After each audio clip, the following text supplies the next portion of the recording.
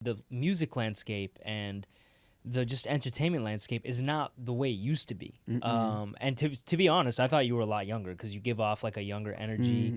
You got a great smile, by the way. Thank you. I appreciate that. that. But things have changed, and now it's not like it used to be. It's like you can't just be releasing like full albums and stuff. People are releasing tons of singles, tons of content. So that's why I was asking, because things have changed drastically, and I feel like now it's all about the hits, but at the same time, I feel like it's how long do the hits last? Yeah. Is it a hit for a week, or is it a hit for a month, or is it a hit for a summer, or is it a hit for a year?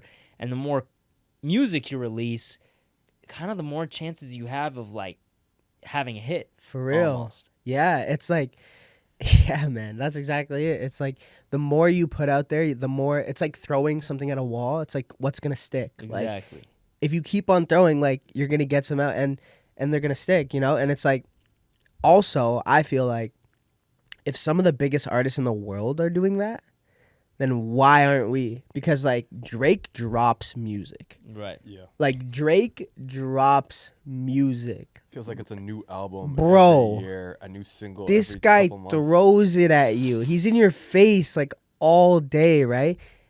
And he's massive, and they're sticking too. Like, and it's definitely a delicate dance because there's some things that people may not like, but there's a lot of things people do. So it's like, what are we gonna do? Just talk about the things that he doesn't like, or are we gonna talk about that hit that he like? And you almost want to capitalize when you're hot, right? And I see that in my industry too. It's hard for it's harder for my industry because you can't just like, we're gonna drop a movie this week. Like, it just doesn't work that way. It's a process. Yeah, you just can't do that. But like right now, you're hearing a lot of buzz about certain actors, and it's like, yeah, because she's in your face all the time, or he's in your face all the time. Timothy Chalamet. Yeah, dude. Yeah, I mean, Talked about it before, you said it, not me.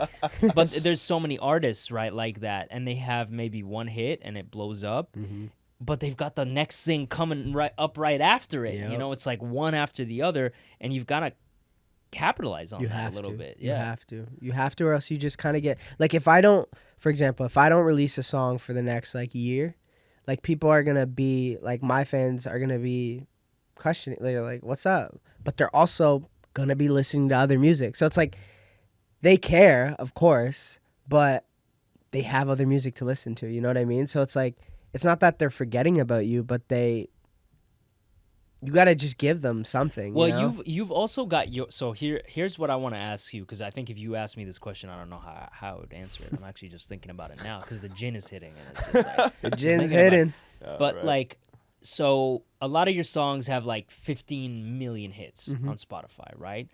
But when you go on tour, you kind of get a better sense of who your core fanship is. Yeah. Do you guys ever talk about that as a team? Like, okay, how do you quantify success? Is it based on the number of those core fans that you know will actually drop money on tour and come see you? Yeah. Or is it just about getting hits on Spotify and being like, yo, we just need to get our monthly listener number up? So that's a good question, because you can have a lot of monthly listeners. You could have a lot of streams, but that doesn't necessarily mean you have fans, right? Yeah. And what are fans? It's like people who are buying into every part of you as an artist. That means, you know, you dropped 15 songs, they fuck with 15 songs, right? You are going on tour, they're coming to buy merch and buy tickets to the, you know what I mean? Yeah. Like, those are real fans. It's like they'll do more than just listen to the song because they buy into you as like a person and just your whole being as an artist, right? There's a lot of people who have more monthly listeners than me, but have never been on their own headline tour. Right.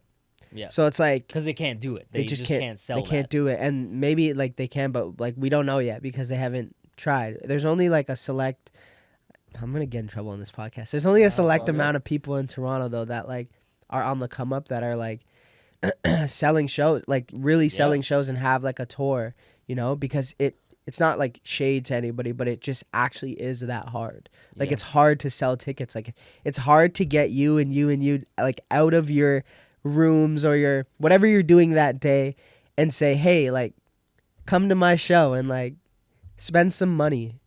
Like Yeah. leave your comfort Yeah. and come spend money at like my show for me. Like that's a hard thing to do. Like if everybody could do that, everybody would be rich.